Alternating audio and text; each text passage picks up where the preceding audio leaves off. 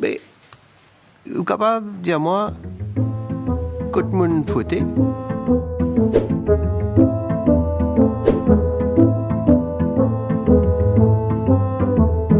pouvez dire moi présenter excuse. Mais dis-moi quand mon fouetté. Bonjour chers internautes, bienvenue pour une nouvelle émission de Côte Mon Fouetté. Et dans l'émission aujourd'hui, nous pour brosser un tableau en ce qui concerne la richesse qui nous paye, c'est-à-dire Maurice les produire, la richesse qui nous aussi connaît comme GDP ou même PIB, ou il y a certains gens qui disent PIB. Donc nous voulons un petit peu comment ça fonctionne, comment ce calcul fait. Pour nous cause d'un langage plus simple, parce que nous sommes capables de comprendre que pas nécessairement tous citoyens vraiment maîtrisent l'aspect technique qui servent derrière un gros mot. Donc nous servir un mot simple et bien facile pour qu'ils nous capables de faire une explication en ce qui concerne le mode de calculation de GDP, calculation ou manipulation. Bon, donc nous appelons la richesse gâteau national qui nous paye produire, qui par la suite, bien sûr, les distribuer dans la société à travers différents formules qui est là. Mais pour nous capables de comprendre ça, pour comprendre le calcul qui peut dérouler actuellement dans le pays sous le régime actuel, est-ce que c'est un calcul qui est vraiment réel, ou soit une illusion, ou soit même une manipulation. Mais pour nous capables de comprendre ça, je vous invite ou chez Internet pour nous regarder une petite vidéo pour par la suite nous venir converser avec l'invité du jour.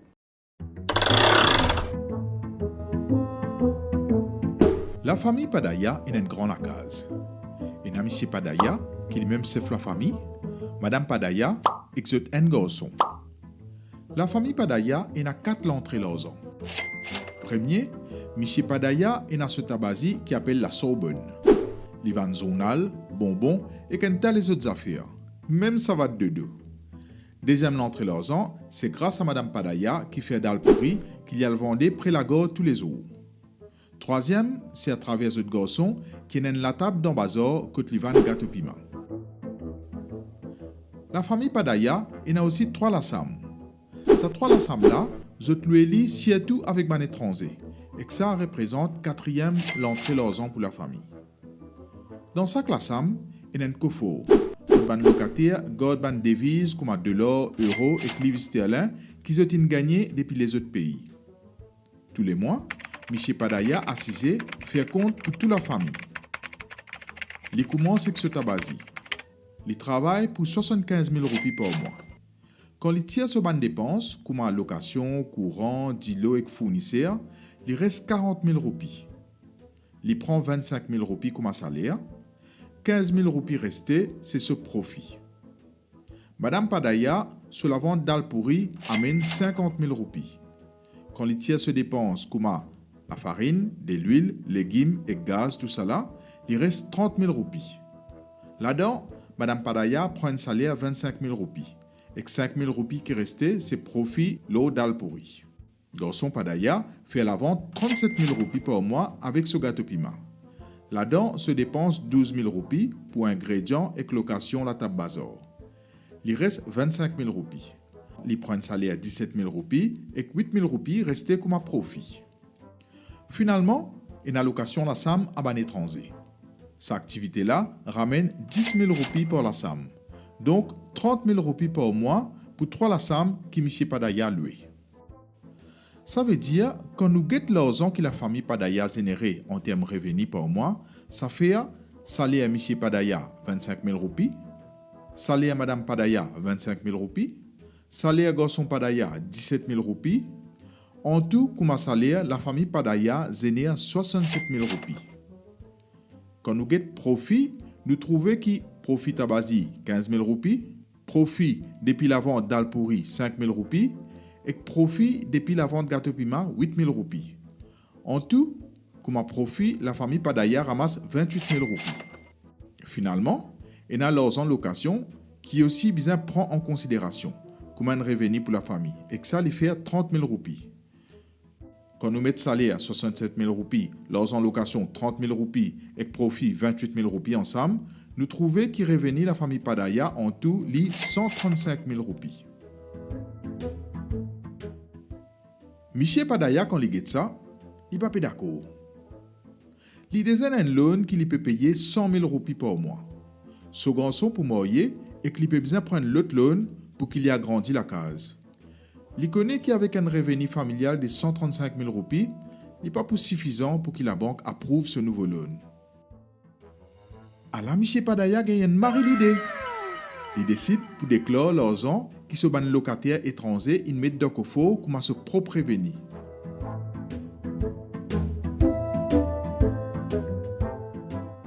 En tout, il y a 1 000 $, l'équivalent 45 000 roupies, dans le coffre qu'il trouve dans la somme qui M. Padaya peut louer. Il dit que même si ça l'argent n'a pas pour lui, personne ne peut pas connaître parce que l'argent là dans le coffre dans la case. Alors, comme M. Padaya il décide pour couillon du monde et déclare un l'argent dans son revenu qui n'est pas pour lui.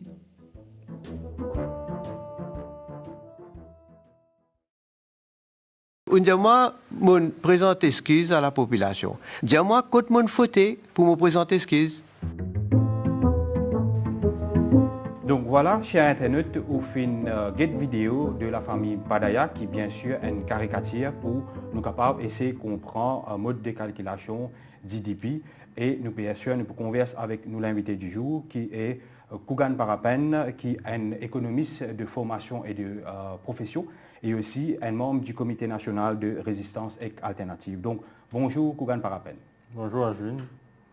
Et quand nous regardons cette vidéo-là, Kougan Parapen, le mode de calculation, un petit peu qui est là, et façon qui peut gérer aussi les affaires du pays, qui, au premier regard, vous était cette vidéo-là? On fait sa vidéo-là, l'idée derrière la vidéo, c'est quand même pour rendre toute une formule ou tout le concept de calcul gâteau national, valeur gâteau national d'un pays, accessible à beaucoup de monde, parce que nous réalisons quand même qui souvent il y a un mot technique qui nous servait en économie, qui pas tout le monde qui captait, qui est à l'aise avec ça. Donc nous avons fait un petit exemple bien simple. Donc nous sommes capables d'imaginer que la famille Padaya, c'est un type d'économie en lui-même. Et que là, nous trouvons que dans sa famille-là, il y a 3 façons qu'ils ont gagné un casse qui est rentré. C'est à travers salaire, c'est à travers profit, c'est à travers casse location. Mais nous connaissons que dans Maurice, pas tout le monde, la majorité du monde, peut avoir accès à tous les 3 en même temps. Il y a beaucoup de monde qui gagne la vie, sans travail. Donc, pour eux, la seule rentrée revenu, c'est la paye, salaire. On a une autre catégorie de monde qui peut-être les propriétaires de la case, qui n'ont hérité ou n'ont arrangé.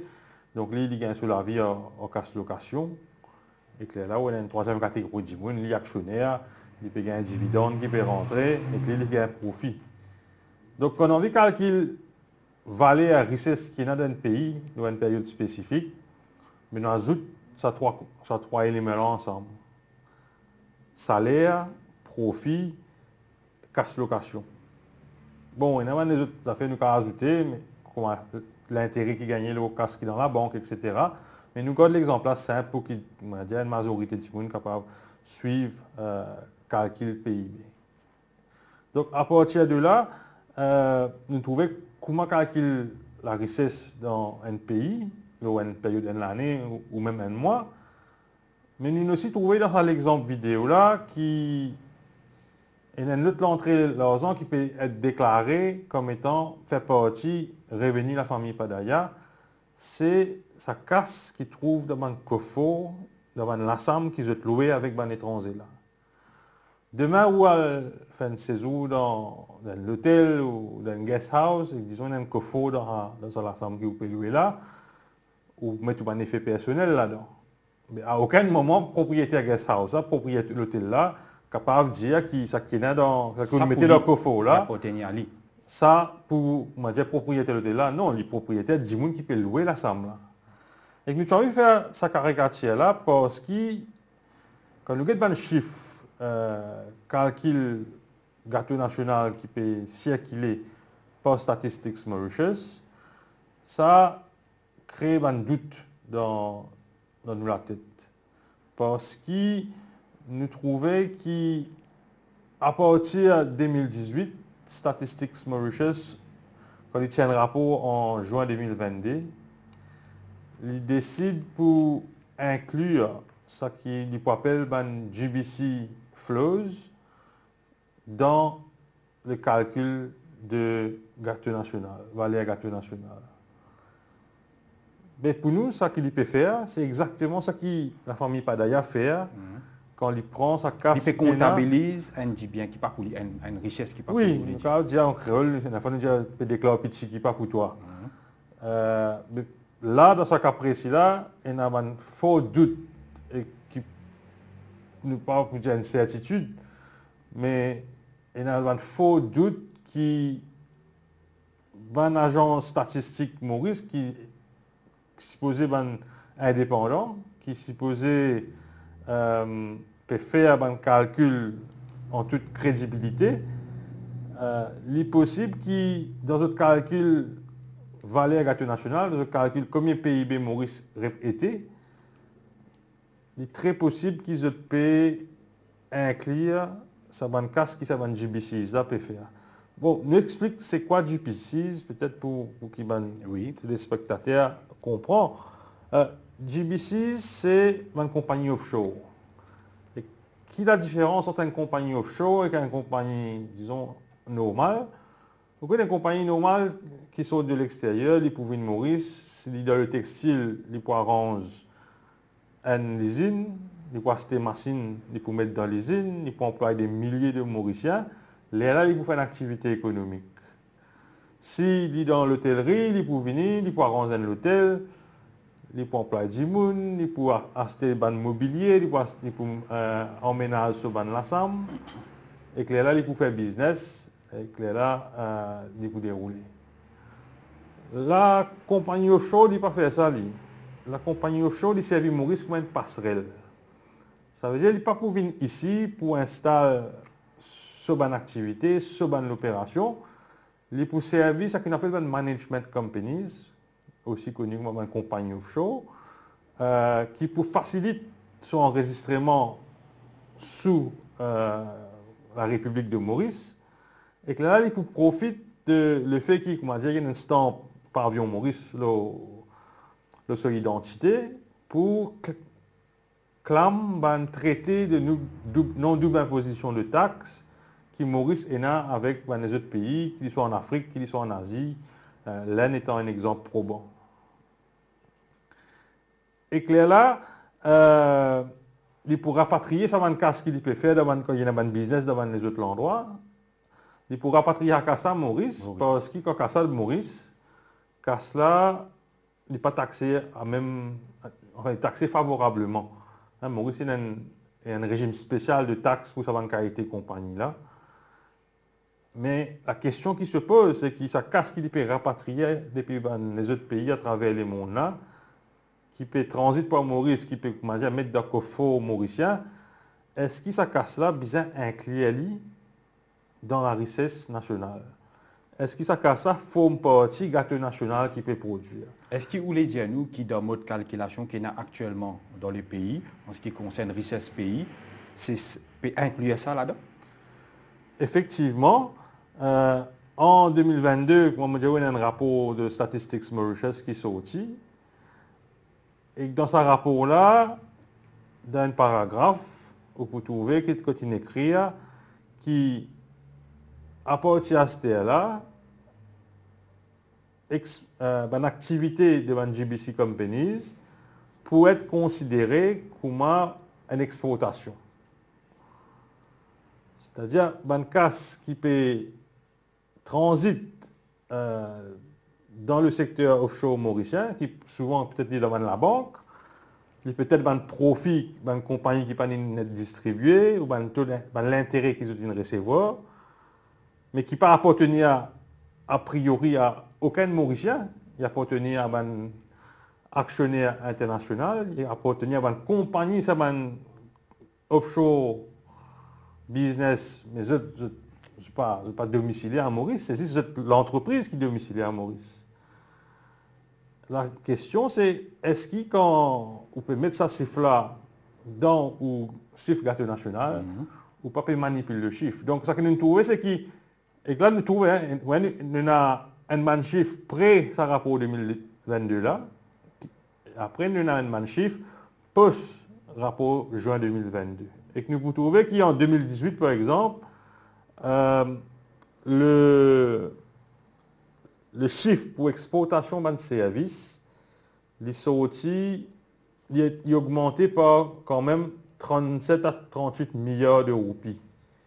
Il n'est pas fait cause 10 millions, 100 millions, ou même 1 milliard, là, il fait cause quand même 33 milliards, enfin 36 à 37 milliards de roupies. Qui fait un gros part du gâteau. Qui représente à peu près à l'époque, en 2018, 7 à 8% de nos PIB.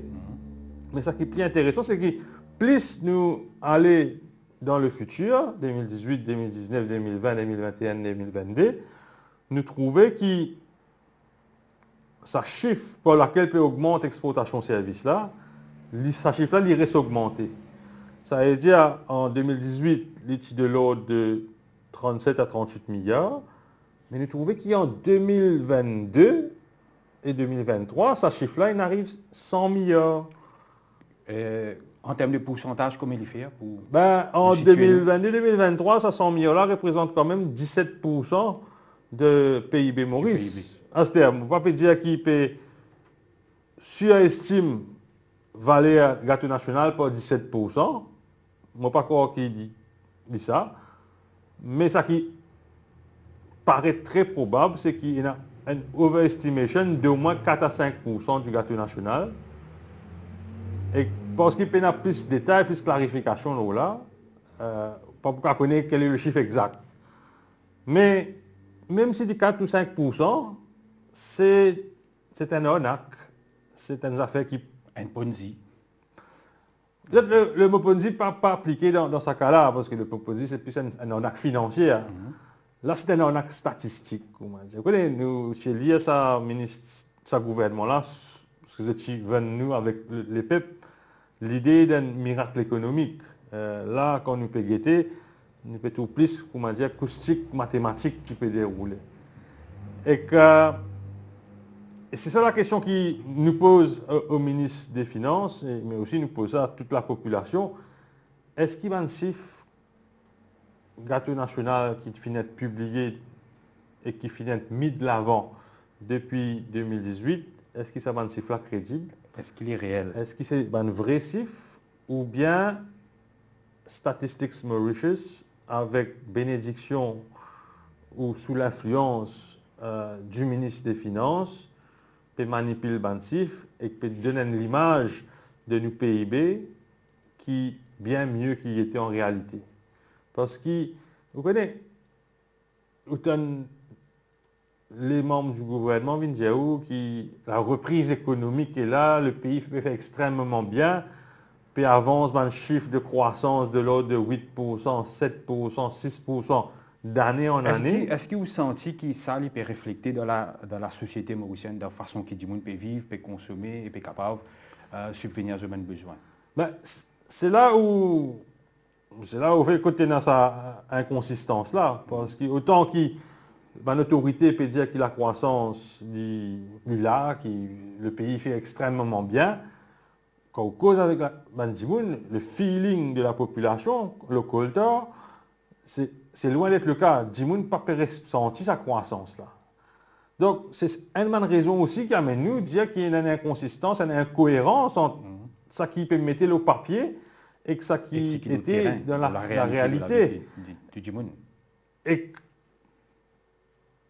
justement, quand on peut faire un chiffre comme ça, Dimoun pose la question, mais nos pays supposément peut gagner en croissance, un chiffre de croissance peut arriver à 8% de croissance, ce n'est pas donné à tout le monde. Hein? Même dans une post-reprise Covid, surtout quand on fait les D3 l'année de suite. Donc, est-ce qu'il y a une manipulation du PIB? D'ailleurs, besoin de dire qu'il y a un article qui l'ancien ministre Souchel Kouchiram ministre des Finances en 2000 à 2005. Ministre des Services financiers. Il n'est pas si ministre des Finances, il est ministre des Services financiers. Il tient un rapport, enfin, il crée l'article dans l'Express en octobre 2023.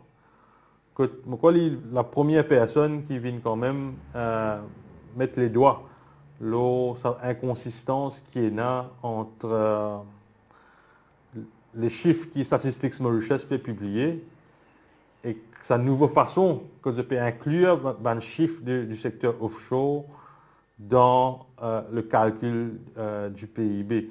Ouais, juste pour comprendre, le tourisme c'est une exportation parce que vous êtes venu, vous amènez des devises, comment dire, vous êtes un service mauricien. Et le tourisme est considéré comme un service et il est considéré comme une exportation d'un service. Donc quand on calcule le chiffre du gâteau national, GDP, ben, toute l'entrée qui touristes a mené dans le pays, il est comptabilisé là-dedans. Donc ça qui nous peut dire là, c'est que pareil comme un touriste ramène casse dans Maurice, là avec la nouvelle approche, la nouvelle formule de Statistics Mauritius, l'argent offshore qui une compagnie offshore peut rapatrier dans Maurice, il aussi peut être comptabilisé dans sa chiffre de GDP là. Quels sont les dangers d'une calculation pareille Kougan Parapen? Ben, les dangers sont multiples et potentiellement très sévères. Vous voyez, quand on commence à manipuler le chiffre, quand on commence à manipuler le chiffre par milliard, on commence à perdre crédibilité. Des gens commencent à douter de ce qu'on peut dire. Parce que déjà, là, dans ce budget qu'il est pour présenter le 7 juin, au capable si qu'il est pour dire que l'économie va extrêmement bien, etc., que tout bon, que tous les indicateurs ouverts, ce n'est pas le cas. Donc, on donne un false sense of security à les stakeholders de l'économie mauricienne. Il aussi fait que tout un chiffre, tout un indicateur économique qui est basé sur le chiffre du PIB, du GDP, tout faussé. Et peut-être le chiffre le plus important au niveau macroéconomique, c'est le taux d'endettement. Et qu'aujourd'hui, avec un chiffre qu'il manipulé, ben, le taux d'endettement, il baissé. Le ministre des Finances annonce un taux d'endettement quand même à 78% du PIB, qui est presque moins qu'il n'était avant Covid. Et il est totalement... Il paraît assez bizarre aussi qu'il y ait un petit laps de temps comme ça, malgré Covid, qui nous fait dresser le Tu connais comme casse l'État injecté dans l'économie mauricienne, à tort ou à raison, avec la situation du Covid. Mais pas capable, des ans après Covid, où le taux d'endettement, il vient plus bas qu'il était avant Covid. Mais ça, c'est problématique, parce que ce qui peut arriver là, dans ce budget, il dit, oui, mais ton taux d'endettement n'est pas si élevé que ça. Nous sommes capables encore d'endetter le pays. Mais vous voyez, la Grèce, une faillite au début des années 2010, 2014, 2013, 2014, si je ne me pas trompé. Et qui le catalyse pour faire que la Grèce tombe, que la Grèce, comment dire, fait défaut? C'est quand un investisseur réalisé que la Grèce est une cause mentie de ce taux d'endettement réel. Oui.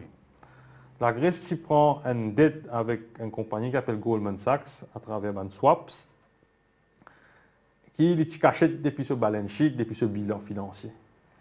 Et quand il y a une crise financière en 2008, c'est là que, pour la force des choses, ça swap qu'il fait avec Goldman Sachs a émergé. Et là, c'est là que Mandibun réalisé la Grèce beaucoup plus endettée qu'il peut dire.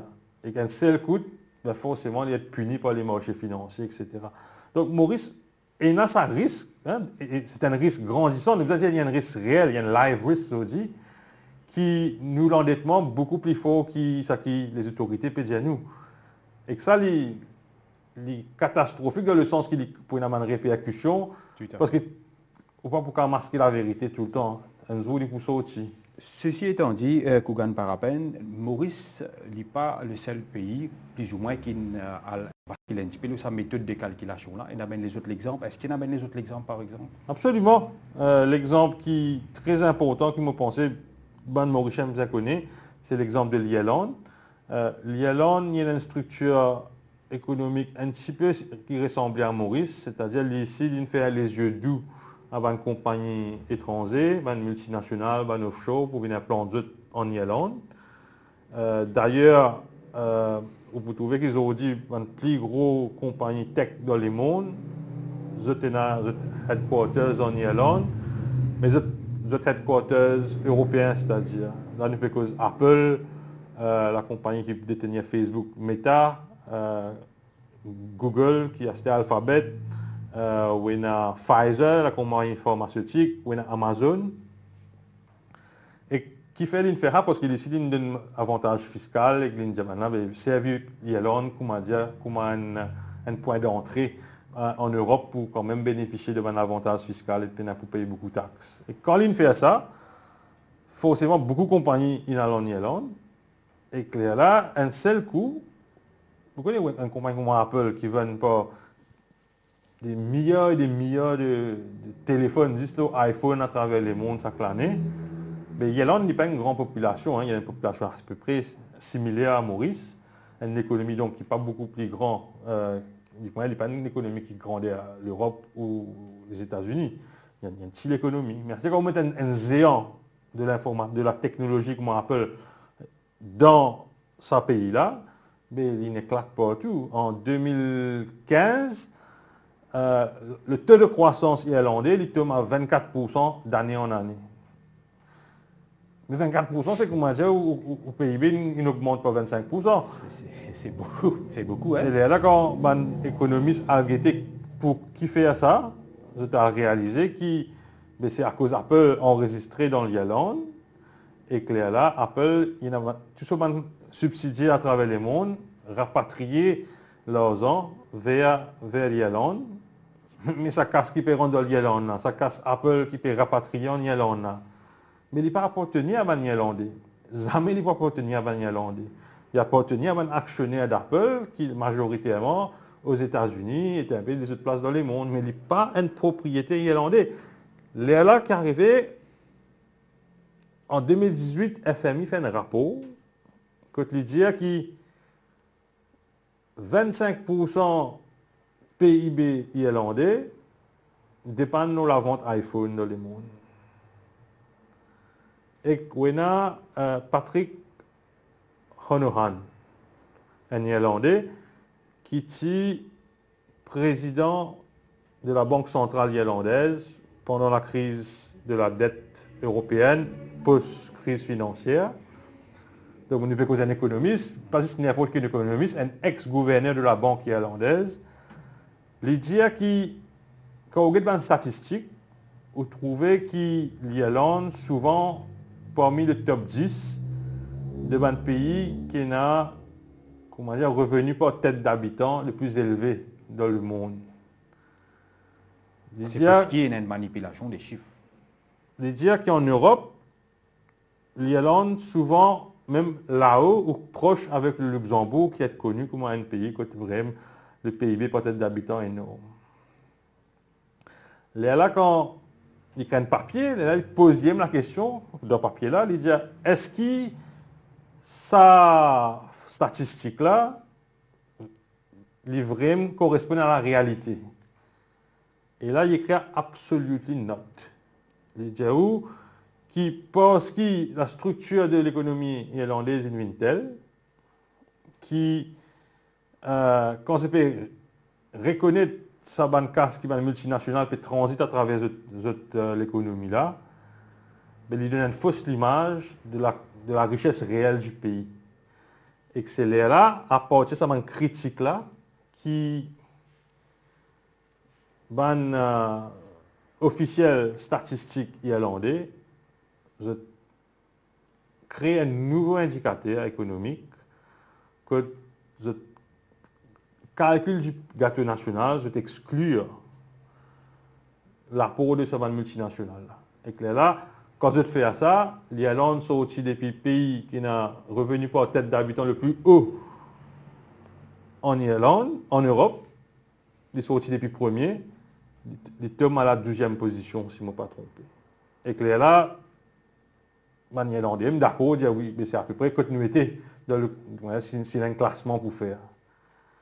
Mais là, si je me pensais, ça c'est un eye-opener.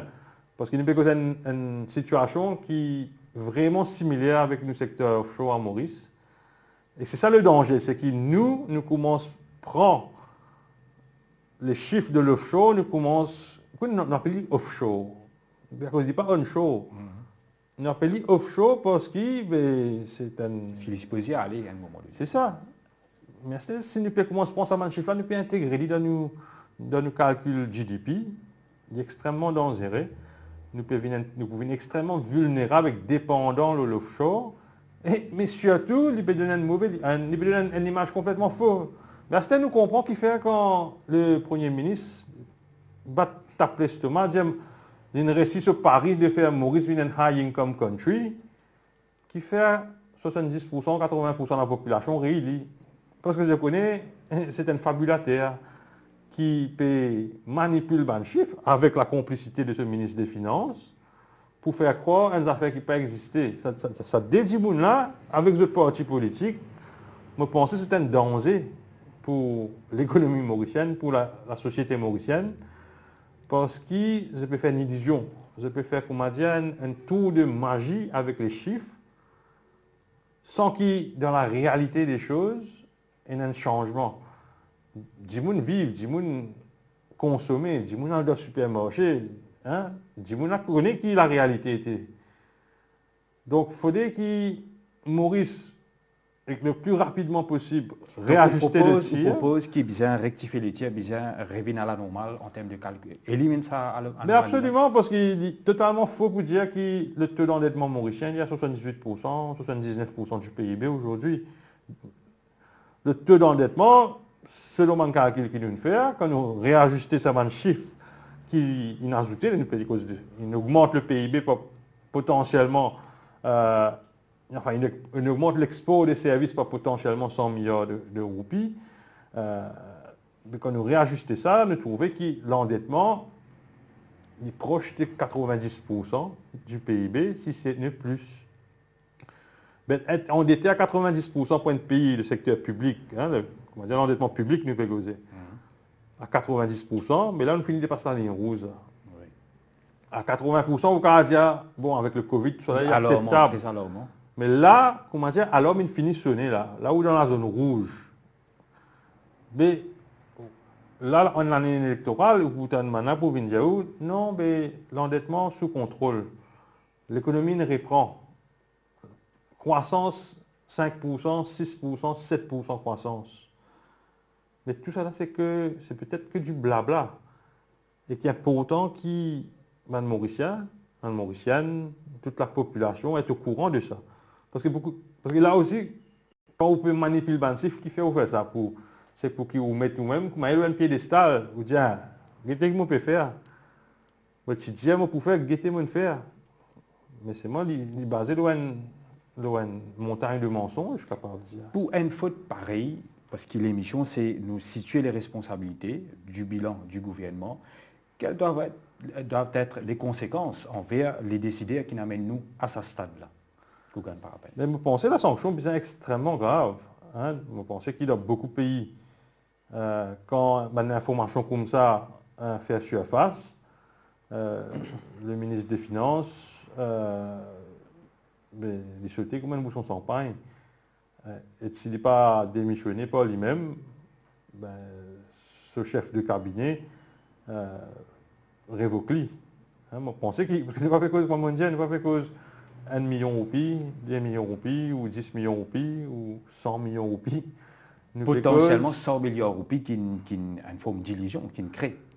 Oui, mais c'est ça que, vous voyez, quand vous faites un ajustement comme ça, when l'agence de statistiques, Statistics Mauritius, quand vous faites un ajustement comme ça, vous avez expliqué qui fait ou fait ajustement là, donc qui base vous pensez cet ajustement là acceptable, et donne un détail de quand ça casse qui vous peut ajouter dans l'exploitation des services là, quand ils sont outils.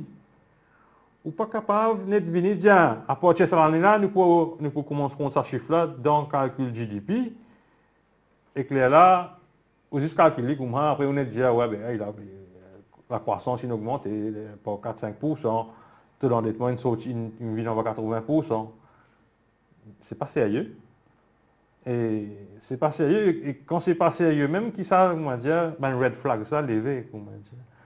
Et que là, vous posez la question, mais si Statistics Mauritius perd sa crédibilité, et vous connaissez, là, nous pouvons dire qu'il y a le MSM, il y a un track record de détruire l'institution. Nous trouvons l'institution que le speaker était qui est venu, la police, nous trouvons qu'il est venu, l'ingérence qu'il a envie de faire au niveau du DPP. Mais un gouvernement qui, les courses, nous trouvons qui n'arrivait. Mais un gouvernement qui... La création du FCC aussi, qui peut faire polémique. Donc, un gouvernement qui est prêt pour détruire tout ça dans l'institution-là, ou croire qu'il pour réfléchir à des fois pour détruire la crédibilité de Statistics Mauritius. Et que c'est là que, comment dire, nous prenons la mesure du dégât que ce gouvernement-là a créé dans ce passage. C'est que, comment dire, nous avons dit, disons, que une tornade il passe avec l'establishment mauricien. L'institution, ont dit une perte de crédibilité. Et pour regagner sa crédibilité-là, pas croire qu'il du jour au lendemain pour qu'on refaire ça. Parce qu'il y a beaucoup de causes statistiques, quand vous prenez pour régler la réalité en face. Mais ça a fait beaucoup de dégâts à Maurice sur le plan national, mais aussi sur le plan international. Parce que si l'extérieur trouve comme un pays qui commence à cause mentir de ce massif, ils sont capables de boycotter. Blacklisté. Et nous connaissons quand même Maurice recevoir pas mal de fonds, de donations, d'aide, de soit des pays amis, qu'on appelle bilateral agreements, soit depuis des organisations supranationales, World Bank, Agence de développement, etc. Et même Maurice, il y a une compagnie mauricienne qui a emprunté le marché international. La banque mauricienne a emprunté en dollars le marché international. Mais c'est du jour au lendemain, ça m'a un investisseur qui me fait confiance. Pour investir d'autres cas, prête leurs armes à une compagnie mauricienne, réaliser que l'économie mauricienne est un état beaucoup plus critique qu'il est supposé être, ou qu'il peut faire croire qu'il était, et qui vous pensez d'autres réactions pour être. Les premières affaires, c'est pour éloigner de sa marché-là. Tout à fait. Pour examiner, enfin, ne pas dire examiner, mais avant de regagner sa confiance-là, ce sera un travail de longue haleine. Beaucoup de travail derrière. Donc, rapidement, juste pour nous conclure là, nous, à la veille d'une élection, mais surtout à la veille budget qui peut venir 7 juin, donc, pour dire à tout Mauricien, d'après qui nous peut guetter là, c'est qui, quelquefois, pour un budget la bouche douce, surtout que l'élection peut venir, mais il faut conscientiser qui nous pas d'un miracle économique, mais nous plus ou moins d'un mirage économique pour nous conclure rapidement. Absolument. Absolument. Là, pour moi, quand le budget là, quand le ministre des Finances annonce un chiffre PIB, un chiffre de croissance, le taux d'endettement, il ne m'a pas écouté parce qu'il me connaît, il peut cause mentir. Et que malheureusement, il est comme ça. Moi, m'encourage la population à quand même, si j'ai envie d'écouter, mais connaît qui ça qui dit déjà où là, il est basé sur la manipulation. Et la manipulation, on connaît, volontaire, pas comment dire, une erreur de parcours. Non, on connaît qui peut faire. Prémédité, calculé. Exactement. Et que ça, il est inquiétant, enfin, il est plus qu'inquiétant. Il est même grave. Il est dommage, il est plus C'est une grave. faute très très grave. Oui, c'est un gros faute là. Gros faute.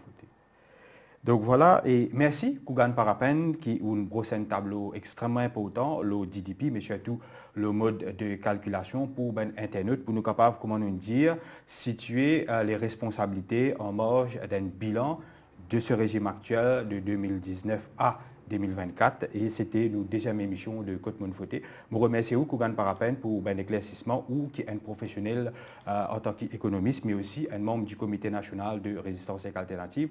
Nous remercions tout Internet pour la fidélité. Nous remercions Sean et Stéphane à la technique qui aidé pour la réalisation de l'émission.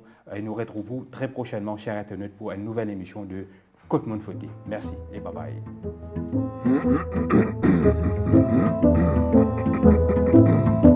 Mais, vous êtes capable de dire moi, Côte Monfoté,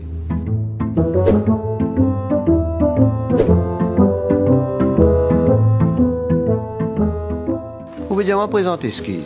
Mais dis-moi quand mon fouetté.